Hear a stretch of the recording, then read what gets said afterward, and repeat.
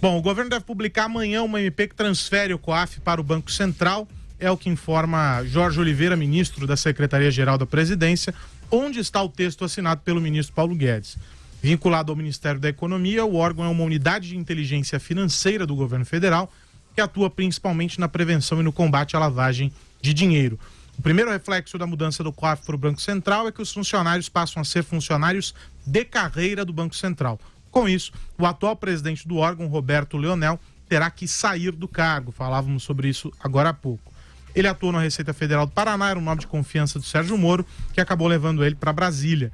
No início do governo Bolsonaro, o COAF ficava no Ministério da Justiça, mas foi para a Economia depois de votação no Congresso. Vera? É isso, essa decisão com o envio da MP que transforma o COAF num órgão do Banco Central sela o destino do Roberto Leonel. Ele foi levado pelo Moro para agregar essa expertise justamente da Lava Jato ao combate ao crime de lavagem de dinheiro. E isso se perdeu, primeiro com a votação da MP e depois com as polêmicas que envolveram o COAF.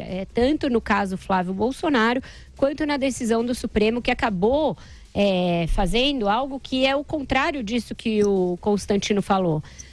O Supremo decidiu que o COAF não tem essa autonomia. E não tem autonomia para passar essas informações para outros órgãos de controle. Eu discordo dessa avaliação do Supremo. A gente teve um debate aqui no 3 em 1, o Andreas achou que está correto, eu acho que está errado. Eu acho que o espírito de um órgão como o COAF é justamente subsidiar investigações. E isso, muitas vezes, prescinde de autorização judicial. Ele dá o alerta. E ele dar este alerta não significa automaticamente a quebra de sigilo. Portanto, eu acho que sim, que se está tolhendo o trabalho do COAF.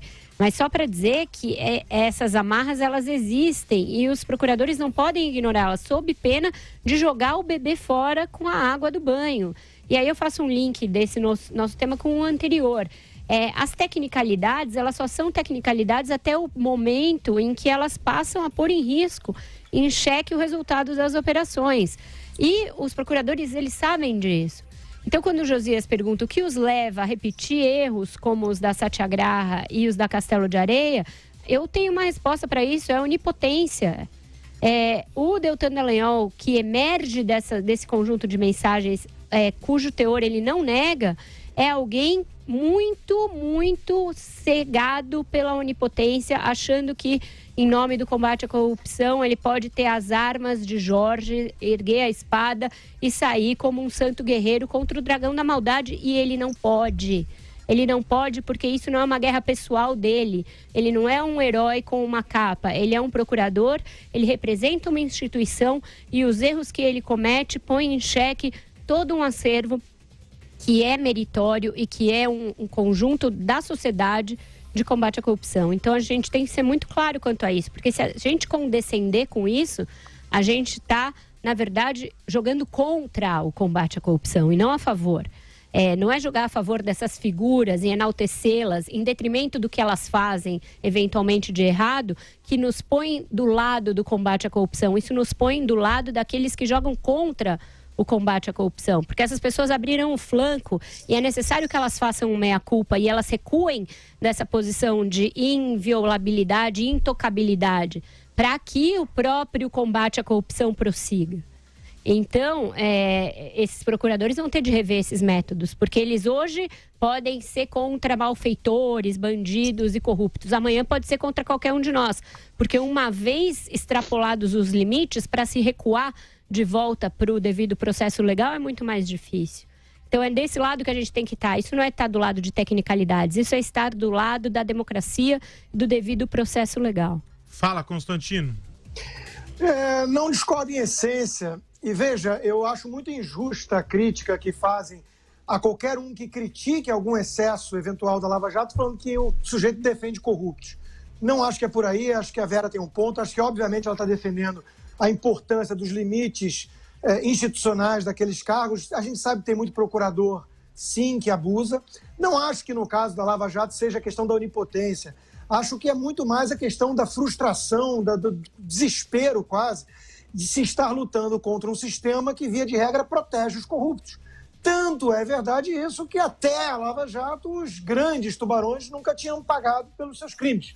Então houve uma mudança com a Lava Jato, e essa mudança é que os caciques foram presos, bilhões foram devolvidos, houve ali uma quebra de sentimento de impunidade e uma esperança em relação ao império da lei, ou seja, que a lei vale para todos. Claro que o ideal é que se chegue a isso estritamente dentro da lei, sem nenhum espaço para dúvida ou região cinzenta. Mas isso é Brasil, isso de novo, não é a Suíça, e mesmo na Suíça não deve ser tão purista. Em relação ao COAF, já discutimos aqui, né? Há uma questão mais técnica de onde vai ou não. Eu não acho isso mais relevante. Talvez o timing não seja adequado e deixou muitos bolsonaristas de saias justas, porque eles foram para a rua, né? Falar que ai do COAF se sair. De repente o Paulo Guedes assina uma MP, acaba com o COAF, vai para o Banco Central e fica por isso mesmo. O nome que substituirá provavelmente o de Leonel, o Ricardo Leal, parece que é uma pessoa séria, respeitada, funcionária de carreira e tudo mais. Agora, tem uma nota no antagonista dizendo que a turma ligada à Lava Jato está excluída do novo COAF. Eu já soube de uma fonte próxima ao presidente do Banco Central, o Roberto Campos Neto, de que isso não é verdade, de que haverá uma nota, não sei se oficial ou não, provavelmente oficial, negando essa informação. Eu espero que não seja verdade, porque se houver ali um corte das figuras de alguma forma atreladas à força-tarefa da Lava Jato e a essa mentalidade de combate à corrupção, isso vai ser uma sinalização ainda pior do que já é tudo que aconteceu com o COAF nesses dias. E o COAF, Josias? Olha, eu acho que é preciso que a gente chame as coisas pelo nome. O que está em curso aí é uma mega operação abafa, mega. O COAF é só parte do problema, a intervenção é muito maior. Alcança a Receita Federal, a Polícia Federal, a sucessão na Procuradoria-Geral da República, passa por essa recém-aprovada lei de abuso de autoridade que está pendente de sanção presidencial. O que mais incomoda nesse movimento todo é que o Bolsonaro, eleito como solução por quase 58 milhões de eleitores, ele vai se tornando parte do problema. O presidente arrasta em cena aberta duas bolas de ferro. A do filho 01 conduziu o Bolsonaro para uma parceria inusitada com o presidente do Supremo, o Dias Toffoli, para cercar o COAF e a Receita. A bola de ferro do filho 03 empurra o Bolsonaro para um balcão onde a cadeira de embaixador em Washington está sendo trocada ali por favores variados, inclusive a eventual sanção de artigos tóxicos dessa lei de abuso de autoridade. Está ficando muito difícil para o Bolsonaro manter a pose. Há, no momento, dois Bolsonaros na praça. Um se apresenta como ele pensa que é, um político imaculado, estalando de pureza moral. O outro começa a ser visto pelas pessoas da maneira como ele voltou a ser, um político convencional, com todos os vícios da espécie.